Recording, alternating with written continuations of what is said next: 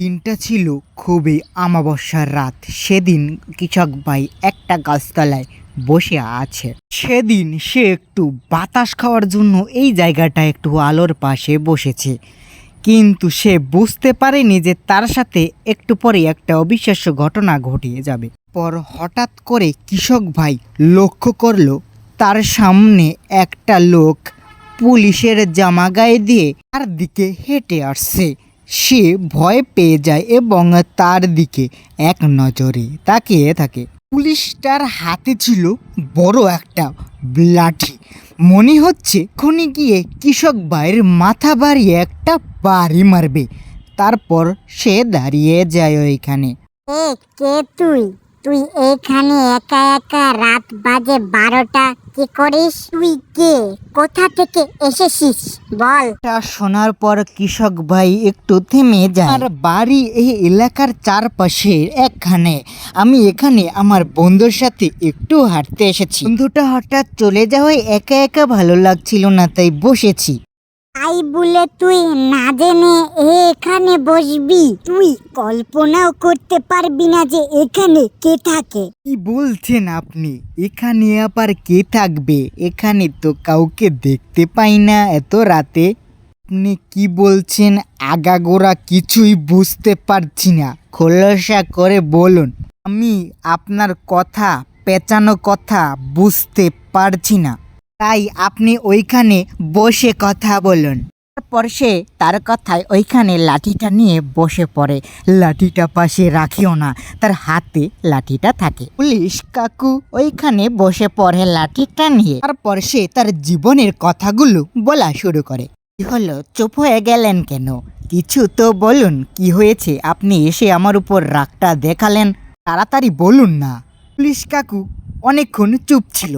তারপর কৃষক ভাই কিছু বলছি না, তারপর হঠাৎই বলে ওঠে, আমি পুলিশ ছিলাম না, আমি একটা জব করতাম। প্রতিদিন সকালবেলা চাকরিতে যেতাম আর বিকেলে আসতাম।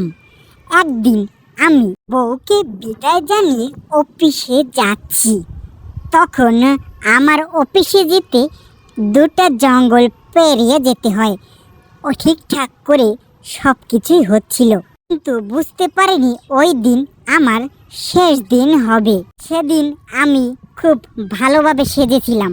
বউ, আজ তো অফিস করতে যাব, তুমি আজ আমার জন্য ভালো কিছু রেঁধো, কিন্তু অফিস থেকে ফিরেই তোমার হাতে রান্না খাবো। ঠিক আছে, তুমি তাহলে তাড়াতাড়ি একটু আসবা আর রাত করবা না। বুঝতেই তো পারছো জঙ্গলের অবস্থা ভালো না, রাত্রে ভূত পেট থাকতে পারে। আই তোমাকে আমি সাবধান করছি, ওগো তুমি ঠিকভাবে চলাচলটা করো। তারপর আমি বউকে বিদায় জানিয়ে হাঁটা লাগাই। বাড়ি থেকে কয়েক মাইল হেঁটে আমি জঙ্গলে ঢুকে যাই।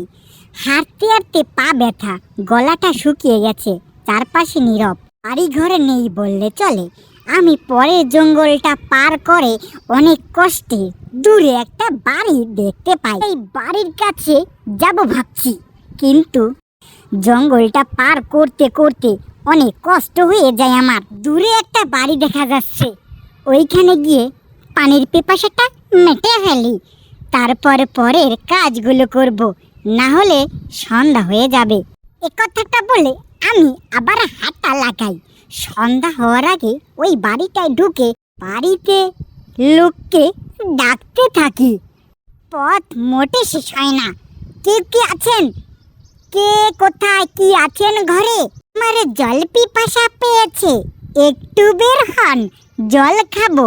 পানির পিপাসায় বাঁচতেছি না, যদি বাড়িতে থাকেন একটু বের হন, 1 গ্লাস পানি খাওয়ান আমাকে, পিপাসা পেয়েছে আমার। চিৎকার টের পেয়ে একজন মহিলা দৌড়াতে দৌড়াতে বের হয়।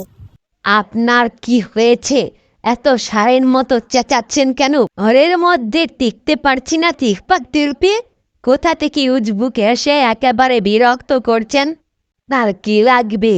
পানির পিপাসা পেয়েছে, একটু পানি খাওয়ান, গলাটা শুকিয়ে কাঠ। আপনি রাগ করছেন শুধু শুধু, আমার বাড়ি অনেক দূরে, পানি খাওয়ালে একটু উপকার হয়।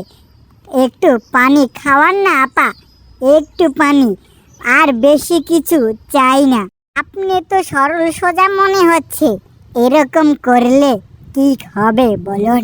আপনি এখান থেকে দূর হন তো, কোনো পানি টানি পাবেন না গন।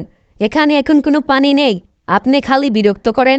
লাঠির বাড়ি খেতে যদি না চান তাহলে পালাম, কারণ আমি এসব লোকদের ভালো করে চিনি। আপনি যদি বাঁচতে চান তাহলে আমার চোখের সামনে থেকে চলে যান। আর কথাগুলো শোনার পর আমার মাথার রক্ত টকবক করা শুরু করলো, কারণ তার ঘরের ভিতর অনেক পানি থাকা সত্ত্বেও আমাকে এক গ্লাস পানি দিচ্ছে না। তারপর আমি সাথে সাথে একটা তরল নিয়ে তার পেটে ঢুকিয়ে তাকে ওখানে জীবন্ত লাশ বানিয়ে ফেলি।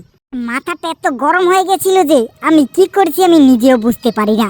তারপর হঠাৎ করে আমার জ্ঞানটা ফেরে, আমার মাথার মগজটা একটু হাটকাঠি কয়, কি করে ফেললাম আমি? রাগের মাথায় ব্যাগ থেকে ছুরিটা বের করে তার পেটে ঢুকিয়ে দিলাম।